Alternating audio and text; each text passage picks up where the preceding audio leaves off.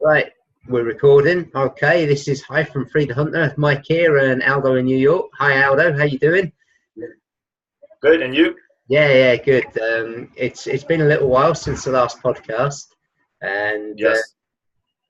it's well, for me, actually, it's probably quite a good example of what I feel being ADHD is a bit like, and I think I know my ex-wife got very frustrated with this type of thing in me, so I thought I might just talk a little bit about that and what it was like, and then we can maybe see if you've got anything to add to that, whatever.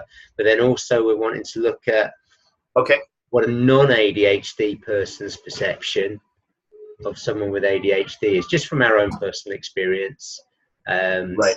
stuff like that. And I haven't talked about Lisa and her daughter and stuff like that, and also what I can see.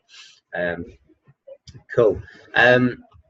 So one of the things, I mean, it was actually, I was quite impressed with myself. It was me who managed to contact you and say, I think I contacted you once last week and you were around for the next couple of days, and then I disappeared again, didn't I? I didn't get follow up on that. Well, the same thing too, though, because like even though that happened from your side, there's also people in general, right? Sometimes everybody's running a tight schedule, Yeah. And sometimes when someone says, "Oh, hey, I can't make it," it's actually a kind of a good thing. It's like, "Oh, great, now I got this 1 hour that I can do something else." Yes. So, but when but then it becomes relatively normal, huh? You're saying you had What's something to do. No, but sometimes I think what we were talking about before is like, even though I'm not, I don't have ADHD, but then let's just say someone like myself, I do tend to forget to like write things down. I know that we have to meet weekly, but then when I look at my calendar, it's like I don't have that slot, allocated to us 100%. I know it's weekly and it's relatively the same time. Yeah. So maybe we'll talk about that later on as to, well, like I know that when Mike Paul, when we're going to actually get together, it's kind of like a soft, it's not like a firm appointment. It's kind of like a soft appointment. Yeah. Things can change. So because if I put it in my calendar, it's 100% it's going to happen. Yeah. But at the same time, and then I'll schedule around that. But because I know it's relatively, we're kind of like just easing into this thing. Yeah. I won't book it, and I know it's there. But so then that's all it is. Is maybe we'll talk more about that in the episode. And it was interesting. I think it's a point worth noting that, and I think from what you said before we started recording, this idea that actually a lot of the ADHD behavioural traits, they are just normal traits, and we'll dive into this a bit more in detail. I guess the thinking behind when it becomes a disorder is when we went through this in the definition, when it impacts on negatively quite severely on your social, home or working stroke academic life. So home life might be, it's just you just don't pay the bills because you don't remember, or it's not important enough to, and that gets you in trouble with the credit card. Oh, right. Like that. Right. So and this is the thing. This is what I think makes it such a controversial subject as well, because people are just saying, everyone has a bit of that. You just got to buckle down with it. But that's something I think we'll talk about in a bit. So since the last podcast, I tell you what, I was on a big wave. I've got this analogy of myself at the moment. It's like surfing on the wave and everything's really happy and I'm going for it, yeah man, and everything's going and I feel great, I found what I love, boom boom boom.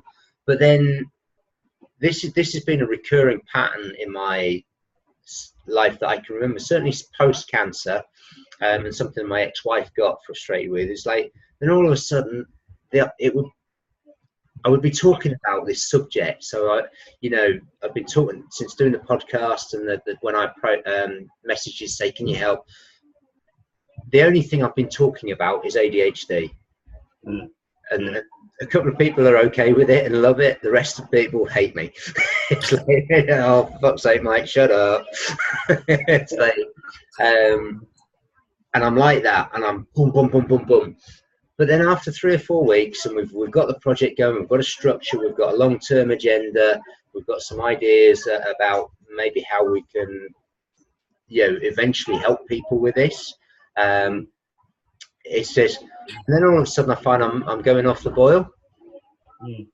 And it's like, oh, and I stopped talking about it, and oh, I've seen Aldo's online, I'll not go online because I'm not sure I've done anything, and this, that, and the other, and then other things take over. So for me, it was I had some medical stuff going on, right? And I got diagnosed. I had some high liver enzymes, which the oncologist wanted checked out, along with some other stuff. It's fatty liver, but because of my chemotherapy, they want to have a look at it just to check. But it's confirmed to have fatty liver, which is fairly normal apparently, but it's like I don't want to have it, and it's a precursor probably to diabetes or that type of thing, metabolic syndrome, all that type of stuff. So I've done some research into it, and for me it was like, oh wow, this is really similar to all the stuff that I did for anti-cancer, and fasting came into it, and cutting out the sugars and starches so the liver didn't have to process that, make it fat and stuff. So this isn't a podcast about fasting, but it was like, oh wow, this has grabbed my attention, and it picked my health, and it's like, whoa, I need to understand it. So I started revisiting all my fasting material. I bought the Complete Guide to Fasting by Jason Fung, which we talked about, read the whole book, boom, through it, and like, right, I'm sorted, boom, boom, boom. All I'm talking to Lisa, my partner, about, and she's every other sentence, I could never fast. I could never do a day-long fast. It's like, and oh yeah, you could, and it's like, and that was it. And I'd forgotten totally about ADHD, and getting on, with that, and writing the next chapter, because I've written 2 chapters of the book and stuff, but I haven't gone and done the 3rd. And it's like, and then I suddenly realized, it's like, okay, I haven't been doing anything. And my ex-wife had said to me once, it's like, she used to get quite enthusiastic when I come up with ideas for businesses and stuff. And then it was like, oh, yeah, that's really cool, blah, blah, blah. And then she'd want me to go off on my own and sort it out, because she had a full-time job as a regional director running up and down the country. So she was far too busy to sit and sort me out. But then left to my own devices, the big ideas and everything were really cool, but then the nitty-gritty of actually doing stuff started popping its head up, and it's like, oh, that's a bit dull. You mean I've got to phone somebody, or I've got to order something, or I've got to read this book, or I've got to fill in, and it just sort of, or it was a bit daunting. I remember wanting to sell green tea at one stage, and then just going through all the import regulations and stuff like that, and I was just like, just swamped under totally, and then it would just drift away, and I'd stop talking about it. 6 months later, I'd get interested again. Hey, wish I should sell green tea. It's just, mate, you said that 6 months ago, you didn't do it then, you're not going to do it now, just forget it. So by this stage, she got really hacked off with anything I get up, and I'd get upset. Oh, you're so unsupportive, you don't care, blah, blah, blah, blah. And this was this to and fro thing, and that's sort of what was happening now. Is what's been happening since the Life Accelerator. So if you remember how excited I was about doing the documentary, doing all of that, and then that's like, boom, gone off the boil, onto something else, onto something else, onto something else. Well, that's why. Well, one, so to respond to what you just said is, one is that the circle of people that surround you have to know, like, what's up, right? Understand, like, where you're at. Understand that you're a good person.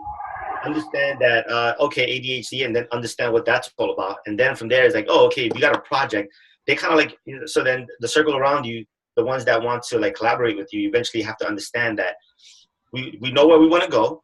And then let's just develop a roadmap, which is what we have. And then it's all about just going, and checking off that roadmap. So it's important, the company you keep, right? So that's really, really important. The other thing is, because I know what's up, it's not a problem. We'll work it out. We'll move forward. It might, sometimes it will gain some momentum, and sometimes it'll slow down. But we're going in the right direction, and eventually we'll catch up. The other thing is that roadmap is really important, because a lot of people, whether you have ADHD or not, when it comes to setting goals or accomplishing anything in life, starting a business, what happens is most of the people are really enthusiastic about starting a business. But what I always often say is like, okay, that's a great idea. Show me the business plan. That'll take care of about 90% of the people that don't want to, that want to start a business, that are not serious. That takes care of like 90% of them, because most people won't do the business plan. So if they don't even have enough willpower to do the business plan, no way they're going to do the business, right? So that's kind of like a check on my side. So but the interesting thing from my point of view from that is, maybe the business plan for some people is just that boring bit that they can't do, and they just want to go with the flow. So we had this a lot. We were on the sports coaching business that I was involved with last year. Matt, he's actually I don't think he'll hate me for saying this, but I think there's a little bit of the hunter type in him. I wouldn't call it so much ADHD, but there's a lot of distractibility, but there's also a lot of intense focus. He is very able to get down and do the nitty gritty. But I remember when we were on this entrepreneurial acceleration program, they were wanting him to set out, right, what is your marketing? What are you going to achieve? What customers are you going to get? When, then? Boom, boom, boom, boom. And it's just, I can't do that. Because it comes out of conversations here and conversations there and bum, bum, bum. And it was like, and there was this continual friction. And that's what I feel when someone said, do a business plan. I mean, I did one at university. I don't know how I managed to do it, but I did. I did a 5 years cash flow, forecast, balance sheets, profit and loss accounts, all of this for opening up a restaurant. But then I sort of looked at it. This is like total finger up in the air thing. But you know what it is? It's you're right, because business plans evolve all the time. It's like you have an idea of what you want, and then you write up, you go through the whole process, you do the research and everything. In the old days, you can actually do that because a lot of this information that was out there was, still, in written books, hidden. You have to extract information. You have to actually go after the information. These days, things happen so fast. By the time you finish writing up that business plan, things have changed. Things have evolved. Trends are happening.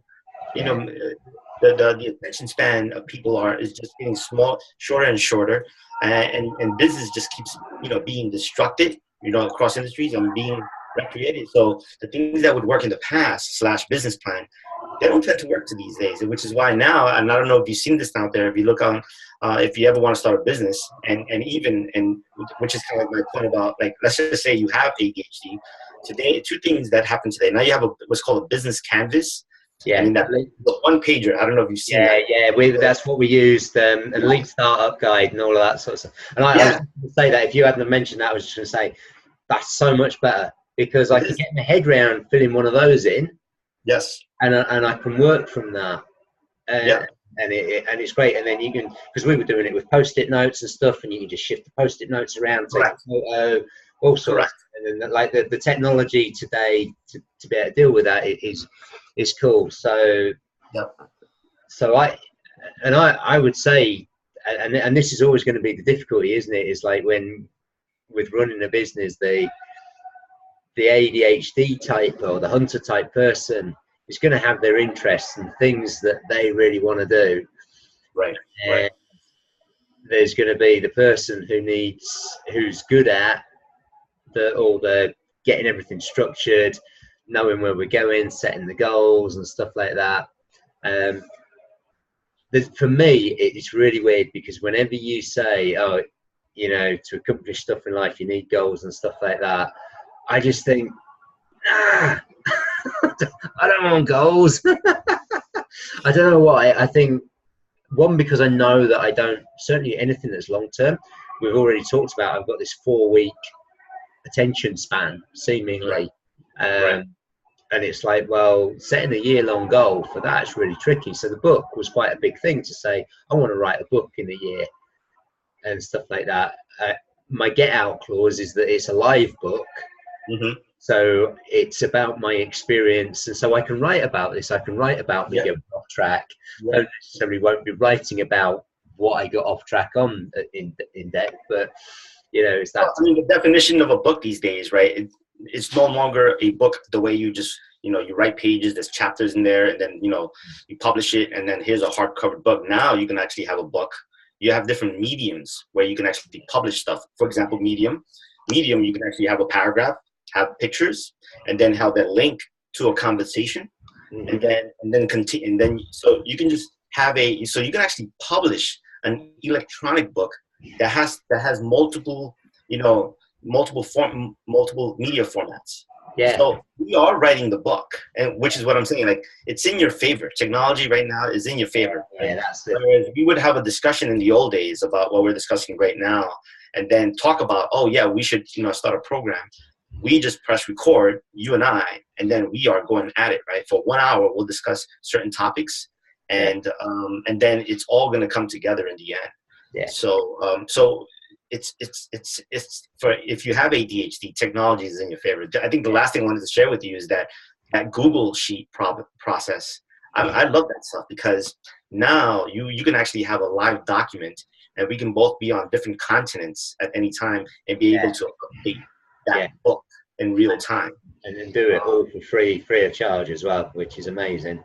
So as a result, I'm not saying there's no excuse, but you really have the things that are working in your favor. Yeah. Take advantage. And I think for me, that is all cool. And technologies like with the diary and the calendar reminders. The interesting thing is that there are still certain other things that I have to somehow put in place. And I'll give you an example. I was on a course last 2 weeks ago, and then the week after. So it's been a while since I've been working all day, every day, and with being homeless and going through the bankruptcy and all that, there's been quite a lot sat on my plate. So after these few days, I think it was 4 days on the trot 1 week, 3 days on the trot after the weekend. I was knackered, I was wasted. I just I need some downtime. And then I got into I need to read about the fasting because I've been the doctors and blah blah blah. And I have the benefits. I had a benefits meeting, and I just nagging me in the back of my head. Didn't know when it was. I need to check, because I had it postponed because I was on the course and I hadn't realised, and I wasn't. And then it just it went out, and then on Monday lunchtime I got a text from another meeting I'd missed. But you know what the really stupid thing is? Is that meeting was in my diary. I had actually put it in, but for those 4 or 5 days I just got out the habit of looking at my diary. And so I got this text from this one person. So I missed one meeting, but it was just in time for me to get to my benefits meeting, which was quite cool, because I don't know if you know this, but in this country, if you miss your benefits meeting, they can sanction you and say, right, we're cutting you a month's money here. Which I'm not quite sure what I can say. Well, I can see what the point of it is, but I'm not sure how helpful it is for a lot of people, but anyway, I got there, so it was you'll remember that one. And it's so easy, and this has been so much worse for me over the last couple of years, was that I can have a conversation. If you know what you were saying about the soft meeting arrangement, if it's in your diary, it's 100%. Well, for me, if it's a regular, if I know I'm doing something, so I know that I play racquetball every Friday evening, every Saturday evening, unless I've got a social, because that's just the club night, it's free, it's nice and easy, then that's cool.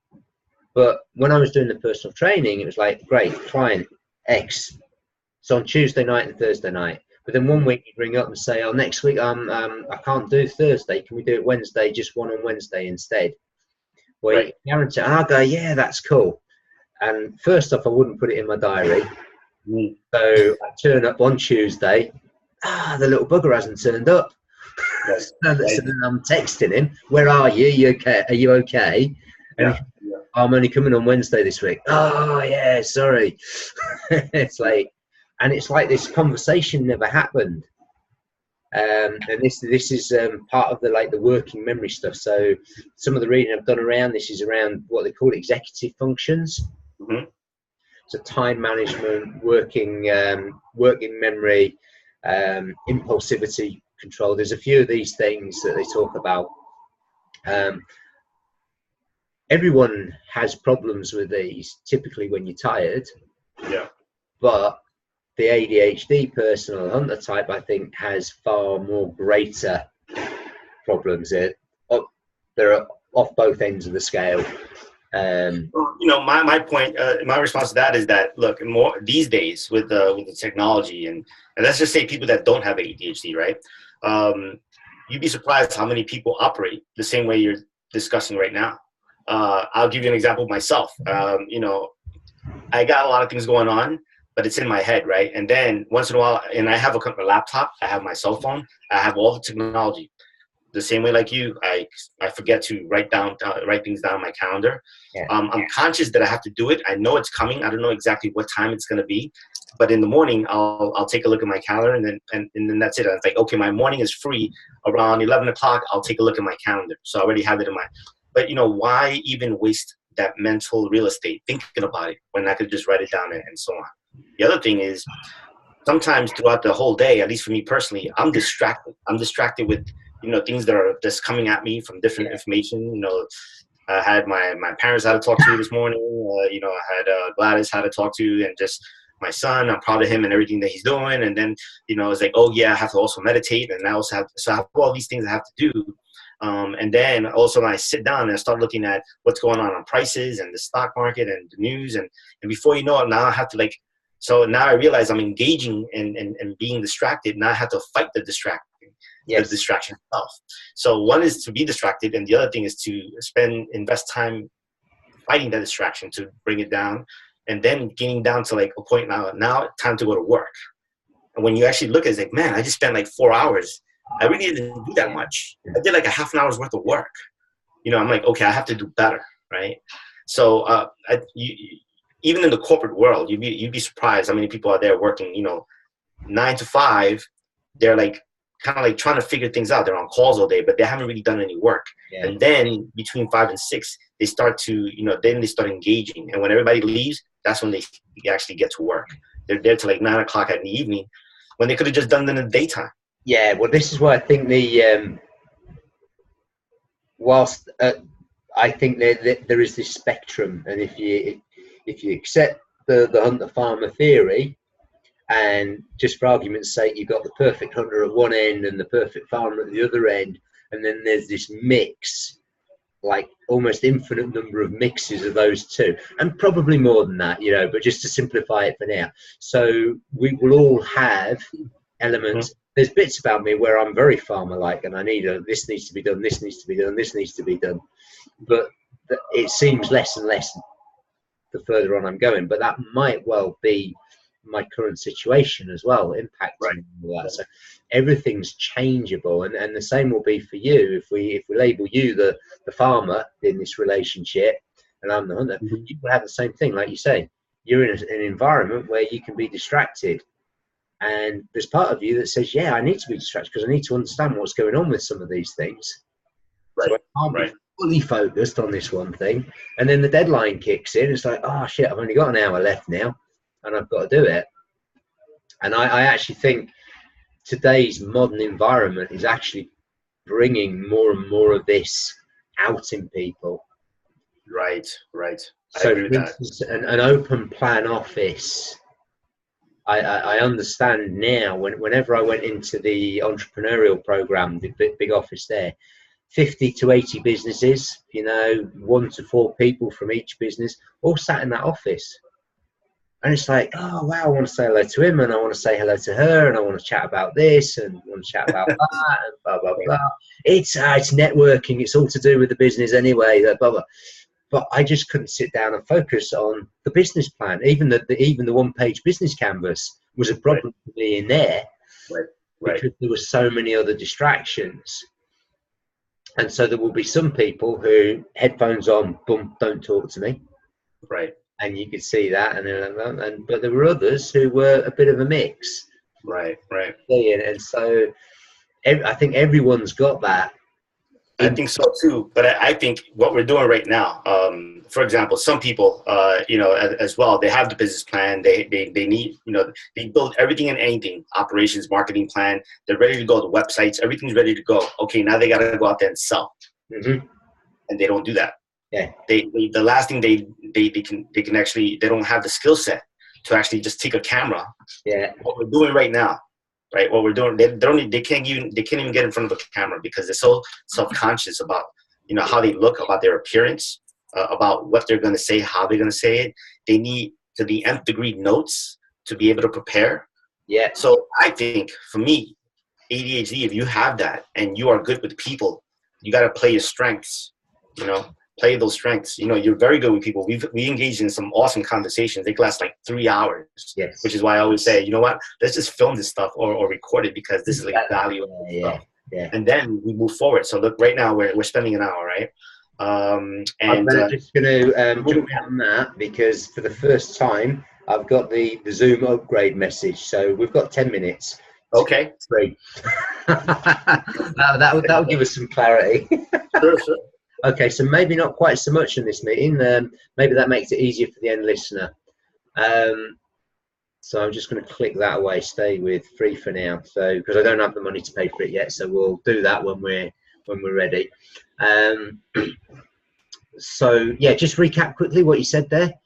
Yeah, no, I'm just saying in the end, like, there's a lot of people that they go through the nth degree to work a business, right? And then, but they still don't have enough of a skill set to actually go on camera, go on live, go out there and sell, go and build relationships with people because they're quote unquote shy. But if you have that and you don't have a problem talking to people, and let's just say you get distracted with the day to day, play your strengths, go out there and you can actually be the face to a product or a service. Well, this is what I figured going forward, and I think this is I think it could be key for a lot of people in life, in all aspects of their life, is actually be able to accept that I'm not good at this stuff, and I don't have to be able to be good at it.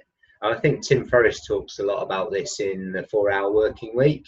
He talks about outsourcing a lot of this stuff. Now, I don't know how reliable these virtual assistants are, etc. And that, for me, those were the doubts. So can I afford to pay an accountant, this, that, and the other? I wish I'd been paying an accountant now in my situation. So it's like, the hit afterwards is much, much bigger. So going forward, I'm going to be looking for that help from friends or whatever to be able to get that, and as soon as I can pay for something, that's what I will be doing, because it's stuff I don't want to do. I don't enjoy it. I'm not good at it.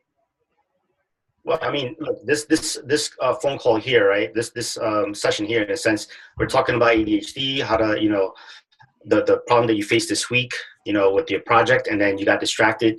We talked about time scheduling. We're talking about like meeting with other people, having an understanding with that new circle of friends that's going to understand you and then understand themselves as well. We're talking about like people that don't have ADHD that have tendencies like ADHD, and at the same time we talked about the technology that actually can benefit both parties, right? And playing the strengths, and you gotta like figure that out. Technology, I think today is in your favor as a person with ADHD.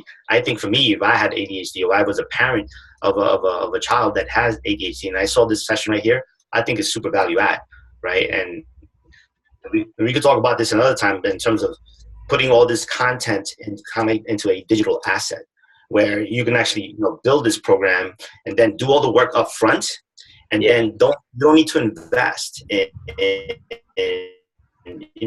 anything until you actually sell the product. Yeah. So that's something I want to plant that seed, for you, so like that once we providing here. Yeah.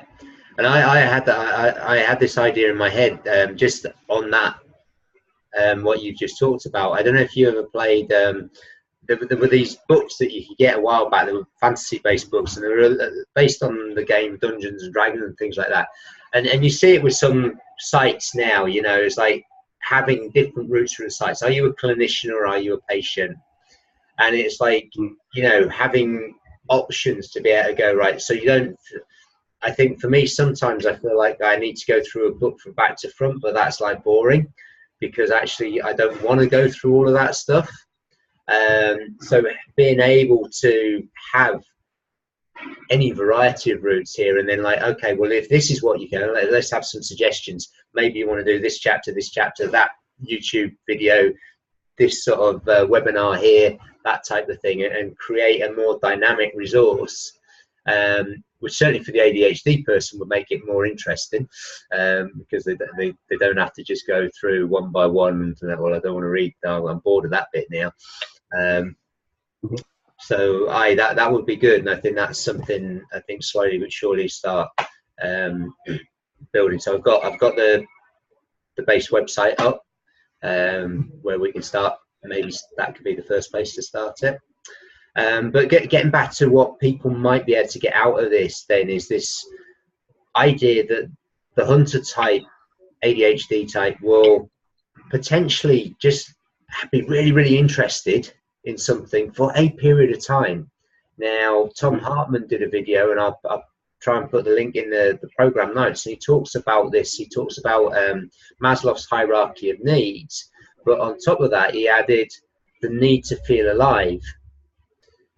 And it's a really good talk, and I'll put the link in there, and maybe we can chat about it a bit in the next one, because we're going to get cut off here.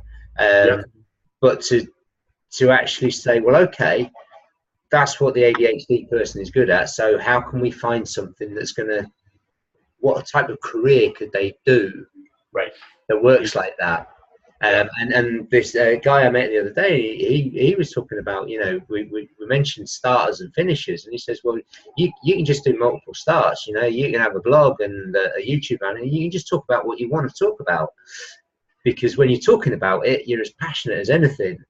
Correct. You're enjoying it, and that's the thing, and yeah, why be constrained by the rules of it has to be this niche, it has to be this, that, and the other. And so, and that's sort of what Brian was saying, wasn't it, on the Life Accelerators when he did his podcast, and he goes through phases where, there's like loads of MMA people that he wants to interview, and then it's like, meditation, and then it's business people that he wants to talk to, and things like that. So as a takeaway, if someone's struggling like that, certainly with a child, I think that's the big thing, is can we guide them and understand them? And because my problem for me was, I was told I had to pick a career and stick with it, and I had to do the hard yards and boom, boom, boom, boom, boom. But it was really, really difficult to, this is boring as hell. And I think the hunter type boring is really, really super boring. And they won't do it. And it's a little bit about what you were saying earlier about the kids. I think that this bit wasn't recorded. You tell a kid to stop, and it won't stop.